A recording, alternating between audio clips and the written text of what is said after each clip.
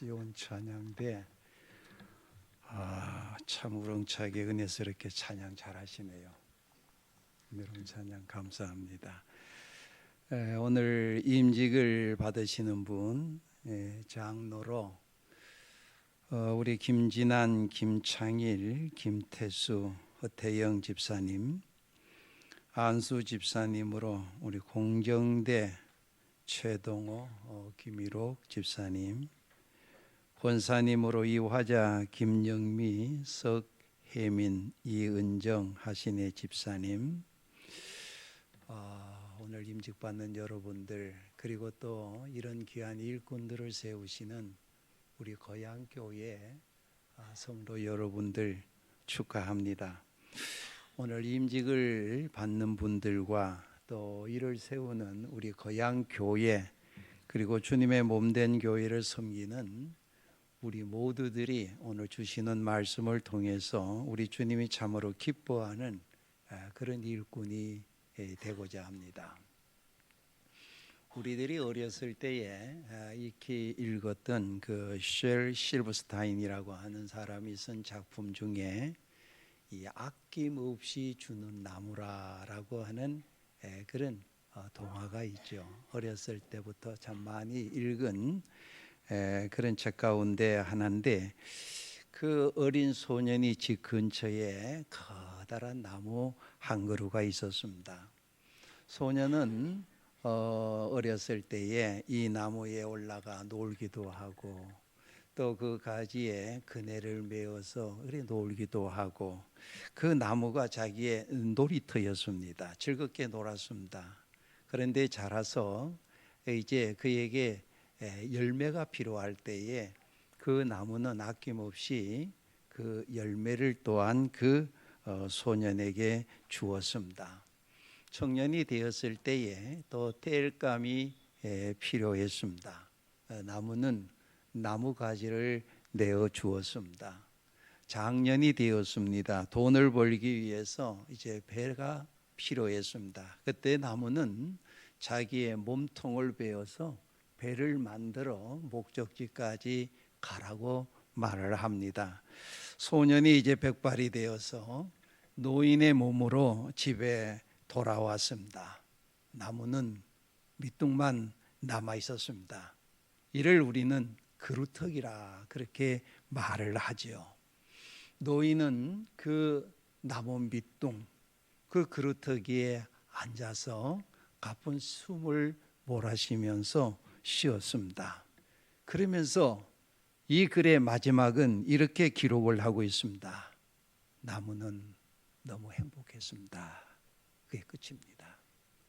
나무는 너무 행복했습니다. 아니, 나무가 그 어린 아이, 어렸을 때부터 다 아이를 위해서 주었는데 마지막에는 그 나무 밑둥에 그 앉아서 쉬는 그 노인네를 바라보면서 마지막에 나무는 너무 행복했습니다. 왜 행복했다고 할까요? 아낌없이 주었기 때문에 그래요. 아낌없이 주었기 때문에 그 나무는 행복했습니다. 그것이 그 나무의 마지막 부분입니다. 행복한 우리네의 인생 멋지지 않습니까? 우리 주변에 보면은 참 아낌없이 주는 나무들이 있습니다. 우리 부모님들이 그런 분일 수 있습니다. 아낌없이 다 주면서도 부모님은 더 주지를 못해서 안타까워하시는 분, 아쉬워하는 분이 바로 우리의 부모님입니다. 또 나를 도와주는 동료가, 구역의 식구들이, 교회 식구가 또 그런 분일 수 있습니다. 그러나 무엇보다도 우리 주님이 우리에게 아낌없이 주는 나무입니다. 주님께서는 가난한 자, 병든 자, 죄인을 위해서 인간의 몸을 입으시고 이 땅에 오셔서 우리를 위해서 물과 피를 다 쏟으시고 마지막에 십자가에서 목숨까지 아끼지 아니하시고 우리를 위하여 다 내어주셨습니다. 진정한 행복은 어디에 있을까요?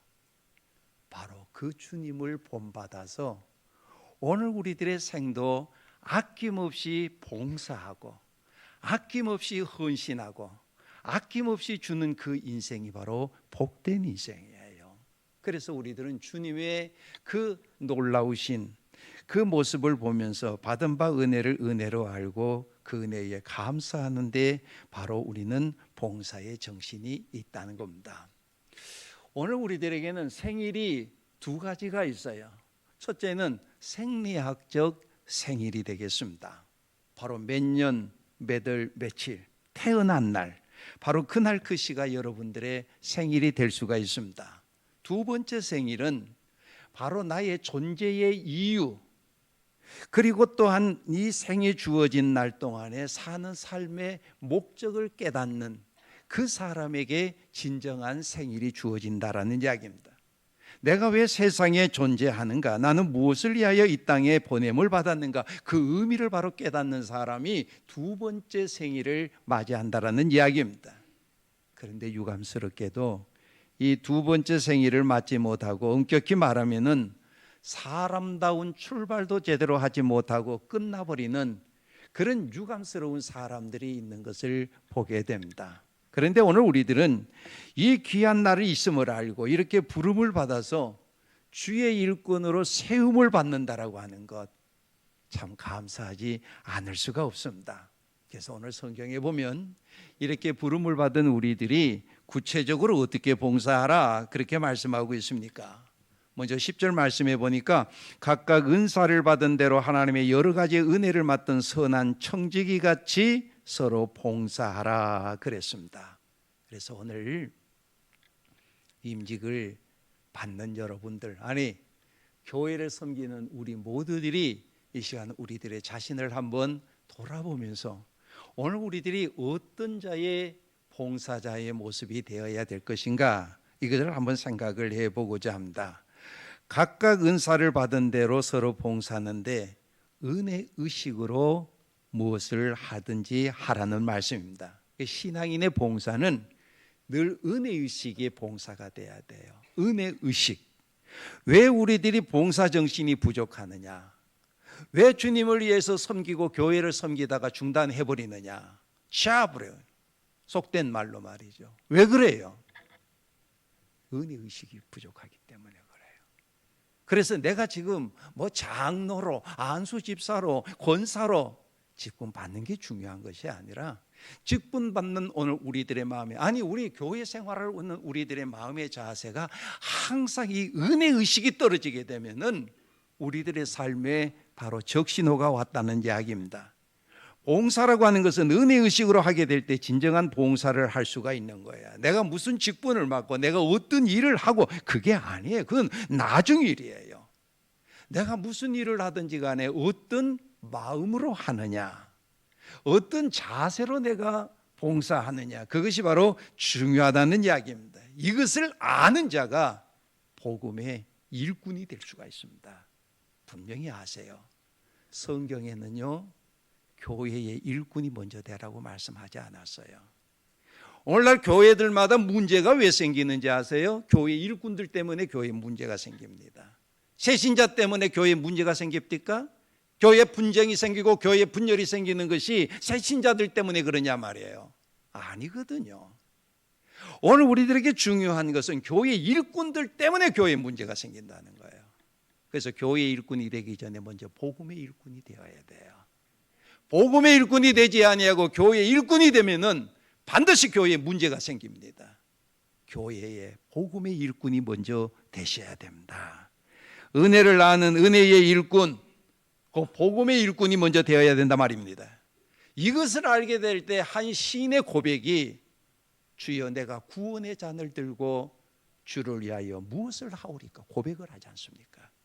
내가 어떤 일을 하고 내가 무엇을 하고 그게 중요한 게 아니에요.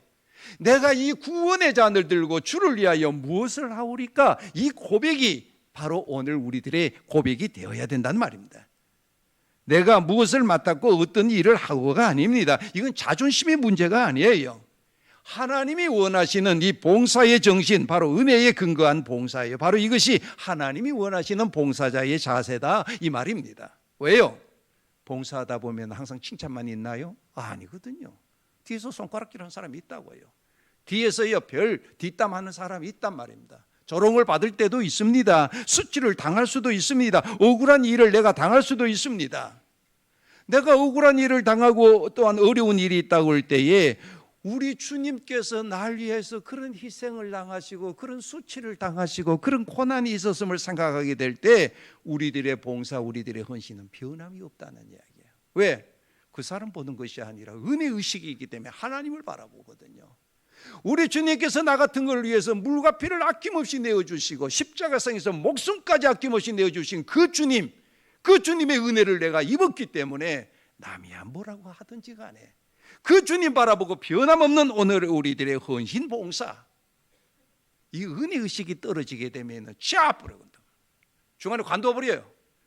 교회들마다 그런 사람들 참 많이 보거든요. 다른 사람들보다도 조건이 좋아요. 그런데 은혜의식이 떨어지게 되니까 중간에 중단해버리고 많은 모습들을 봅니다. 우리 예수님께서는 요한복음 13장 14절 말씀에 말씀하십니다. 내가 너희의 발을 씻겼다. 그런 거로 너희도 서로 발을 씻겨라. 그럼에도 바로 그것은 은혜의식에 사로잡힌 자들만이 할 수 있는 봉사자의 모습이라는 이야기입니다. 예수님이 우리를 위하여 죽으셨어요. 그는 세상에 오실 때부터 섬김을 받으려 함이 아니라 오히려 섬기려 하고 많은 사람들을 위하여 대속물로 주려고 왔다 그랬습니다. 철저하게 그는 하나님을 섬기는 자로 오셨고 섬김으로 끝을 내었습니다.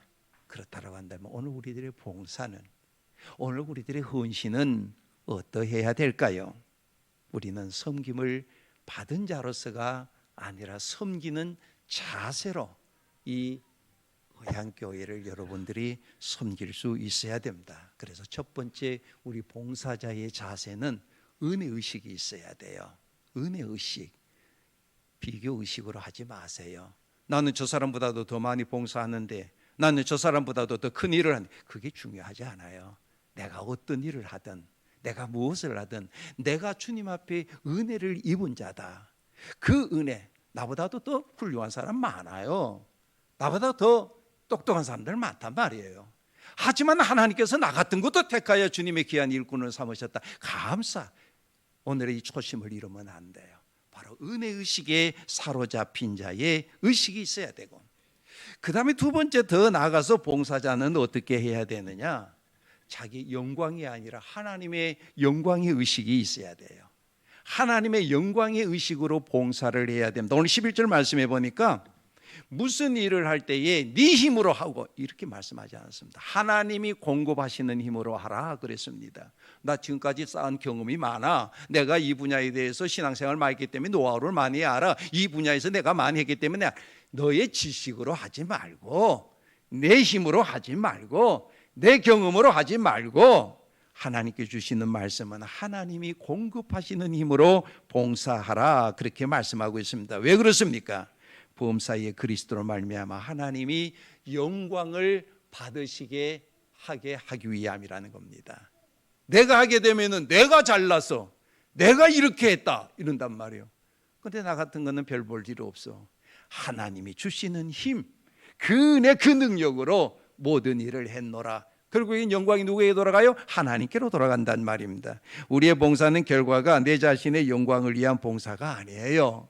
하나님의 영광을 드러내기 위한 봉사입니다.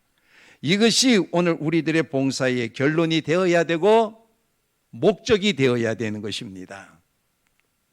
하나님께서는 일하지 아니하면서 주인 노릇을 하려고 하는 사람을 싫어하시지만은 열심히 봉사해 놓고 스스로 영광 받는 것 또한 싫어하십니다. 우리가 봉사해야 될 부분이 많이 있습니다. 숨겨진 봉사, 작은 일의 봉사, 다른 사람의 명예를 지키는 봉사, 듣는 봉사, 모든 봉사 많이 있습니다만은 공로의식으로 해서는 안 된다 그 말씀입니다. 그저 내 자신 드러내고 내 이름 드러내고 누가 나를 좀 알아주고 아니에요. 다른 사람 몰라줘도 좋아. 우리 하나님만 아시면 돼. 다른 사람 나 기억 못해도 좋아. 우리 하나님이 나를 기억해 주시면 되는 거예요. 내 자신의 영광을 거두기보다는 우리 아버지 하나님의 영광, 그 영광을 돌려드리겠다는 그런 마음의 자세로 오늘 우리는 봉사를 할 수 있어야 됩니다. 주의 영광을 위해서 봉사하는 것이야말로 가치 있는 일입니다. 그래서 오늘 제가 설교를 좀 준비를 해왔는데 저기서 앉아가지고 뒤에 분들이 설교가 짧아야 뒤에 뭐를 할 건데 자꾸 그래 빨리 끝내라는 말이 같아요. 그래요. 여기서 끝내죠. 여러분 공로의식 하나님의 영광입니다. 그리고 비교의식 하지 말고 오로지 하나님이 주시는 은혜의 의식으로 여러분들이 봉사해서 꼭 하나님 앞에 기억하신 바에 됩니다. 어떤 마음으로 섬겨야 되냐 한 가지 이야기만 하고 마치겠습니다. 잔잔한 감동을 일으킨 책 중에 눈물이 나올 만큼 좋은 이야기라는 작은 책이 있습니다. 이거는 일본의 한 민간 단체가 30년 동안 친절 운동을 벌린 그 이야기들을 써놓은 그런 책이에요. 그 중에 이런 내용이 있는 것을 한번 봅니다. 중소기업 사장을 하는 분이 사업을 하다가 부도가 나버렸어요. 실패했지 않습니까? 살기는 살아야 되겠고, 그래서 맞벌이 부부를 이제 들어가고, 그리고 그가 또 막노동을 하게 됩니다. 그래 가까운 곳에 있으면 사람들이 아니까 좀 더 멀리 모르는 곳에 타향에 가서 이제 막노동을 하고 있었습니다. 그렇게 일을 하는 가운데에 어느 날 이 점심 시간이 되어서 점심을 먹으려고 골목으로 들어가서 골목을 돌아서 조그마한 집에, 그리고 싼 음식집이라 해서 들어갔습니다. 문을 딱 열고 들어서니까 아내는 그게 아니에요. 아, 이거 잘못 들어왔다. 보니까 비싼 집이에요. 아, 거양교회처럼 이렇게 아주 웅장하고 아름다운 이런 것이 아주 비싼 곳에 들어왔다. 그런데 왕년에 자기가 사장을 지내던 양반이요, 다시 문 닫고 돌아간다는 게 내 자존심이 허락하지가 않는 거예요. 그렇지만 현실은 뭐예요? 가격표를 보니까 음식값이 너무 비싸. 막노동을 하는 자기에게는 그 음식이 너무 비싼 음식들이에요. 그래서 그냥 둘러보니까 점잖은 양반들이 다 넥타이를 메고 말이야 점잖게 앉아 식사를 하고 있는데 자신의 몸은 너무 초라한 거예요. 막노동판에서 일을 하다 보니까 그 옷이 다 헤어지고 옷이 초라하고, 그리고 이 분위기에 어울리지 아니하고 자기 옷에 냄새도 나고 말이죠. 그래서 이 사람이 너무 창피한 거예요. 창피해서 저 구석에 가서 혼자 이래 쭈그리고 앉아 있어요. 몸둘 바를 모릅니다. 아니 다른 사람 아무런 이야기 안 하는데 자기 혼자 생각해 볼 때 저 사람들은 지금 다 넥타이 메고 양복 입고 말이에요 점잖게 식사를 하고 있는데 자기는 막노동판에서 일하다가 왔기 때문에 얼마나 창피하냐 말이에요. 응? 그래서 창피해서 한 구석에 이렇게 몸둘 바를 모르고 쭈그리고 앉아 있는데, 그런데 어떤 회사 여직원 같은 예쁜 아가씨가 다가오더니 물 주전자를 가지고 와서 물 한 컵을 따라주면서 그 앉아있는 그분에게 물 마시세요, 밥 맛있게 드십시오, 파이팅 하고 그 아가씨는 밖으로 나가더라는 거예요. 그 이야기를 듣는 그 순간에 이 사람은 눈물이 확 쏟아져 나온 거예요. 고마움에 북받쳐서 말입니다. 눈물이 나올 만큼 좋은 이야기예요. 저는 그렇게 좋은 이야기를 하는데 여러분 보니까 우는 사람 한 사람도 없네요.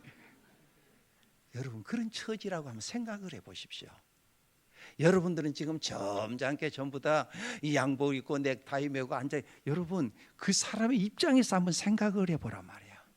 무슨 얘기냐, 이 거양교회는요 넥타이만 메고 점잖게 양복 입고 좋은 양장 입고만 들어오는 분이 계시지 않습니다. 오늘 우리들이 몰라서 그렇지요. 오늘 우리들이 조금만 여러분들이 관심을 다른 데 돌려보면 여러분들이 선한 일을 하는 곳에 참 많이 있습니다. 선한 일을 기다리는 사람들이 많아요. 꼭 큰 일이 아니라 하더라도 힘들어하는 얘기, 여러분들이 내미는 여러분들의 손, 집사님 힘내, 세상 힘들지? 왜? 세상에 만신창이가 돼 들어온 사람이 있거든요. 세상에 힘들어하는 이들이 있거든요.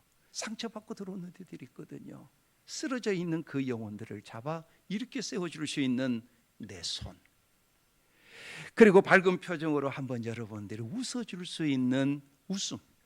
어디에서도 그런 웃음 볼 수가 없는데 거향교회에 오니까 바로 나를 따뜻하게 맞이해주는 그 웃음, 바로 오늘 임직을 받는 여러분들뿐만 아니라 바로 거향교회 성도 여러분들이 해야 돼요.